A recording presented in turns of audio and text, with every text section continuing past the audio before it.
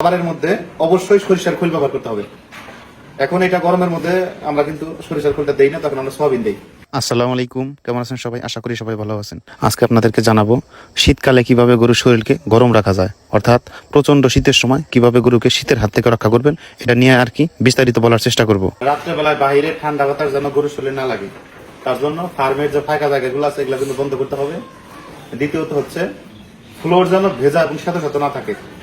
অনেক জায়গায় আছে কিন্তু দেখবেন তো মানে শীতের মধ্যে ফ্লোর কিন্তু এমনিতে শুকায় কম, তো এই ফ্লোরটা যেন ভালোভাবে শুকনা থাকে তার জন্য কিন্তু পরিষ্কার পরিচ্ছন্ন রাখতে হবে।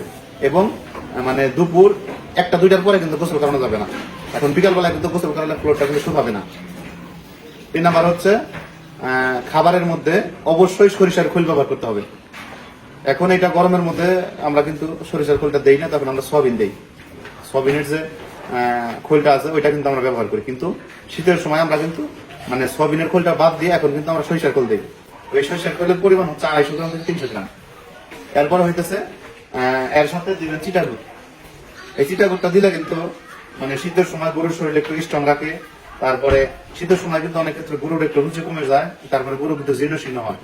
তো আপনি যদি কন্টিনিউ গরুকে এই মোলাসেস খাওয়ান, যেটা চিটাগুড়, তো এইটা যদি গরুকে খাওয়ান তাহলে কিন্তু অবশ্যই আপনার গরু সুস্থ এবং নিরাপদ থাকবে এবং খাওয়ার রুচি কিন্তু ঠিক থাকবে।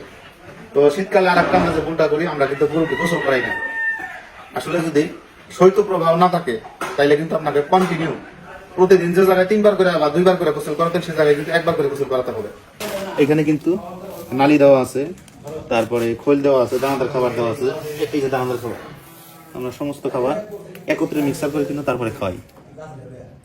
তো এইখানে টিএমআরটা হলো টোটাল মিক্সার রেশন, অর্থাৎ আপনি এক একটা গরুকে সারাদিনে যা খাওয়াবেন, তো এটা কিন্তু আপনার তাই কিন্তু দেওয়া আছে। এখন যদি আমরা গরুকে যদি 10 কেজি পরিমাণ ঘাস খাওয়াই, 2 কেজি পরিমাণ খেয়ার খাওয়াই এবং 4 কেজি পরিমাণ দানাদার খাবার খাওয়াই এবং 1 কেজি পরিমাণ খোল, নালি বা অন্যান্য খাবার দিই, তাহলে কিন্তু সর্বমোট আমরা হিসাব করি যে একটি গরুর প্রতিদিন খাবার লাগে হইতেছে 25 থেকে 30 কেজি। তো এ টু জেড এইখানে কিন্তু মানে সমস্ত খাবার কিন্তু দেওয়া আছে। আমরা কিন্তু এইভাবে তৈরি করি। আপনারা যদি চান যে হ্যাঁ আপনার কাজ সহজ করবেন, তাহলে কিন্তু আপনারা টিএমআর তৈরি করে খাওয়াতে পারবেন। আর যদি কারো ঘাস না থাকে তাহলে কিন্তু সাইলেজ ব্যবহার করতে পারেন। তাইলে কিন্তু আপনার গরু সুস্থ থাকবে, ভালো থাকবে এবং নিরাপদ থাকবে। তো ধন্যবাদ সবাইকে, সবাই ভালো থাকবে। আজকের ভিডিও এই পর্যন্তই। আসসালামু আলাইকুম ওয়া রাহমাতুল্লাহ।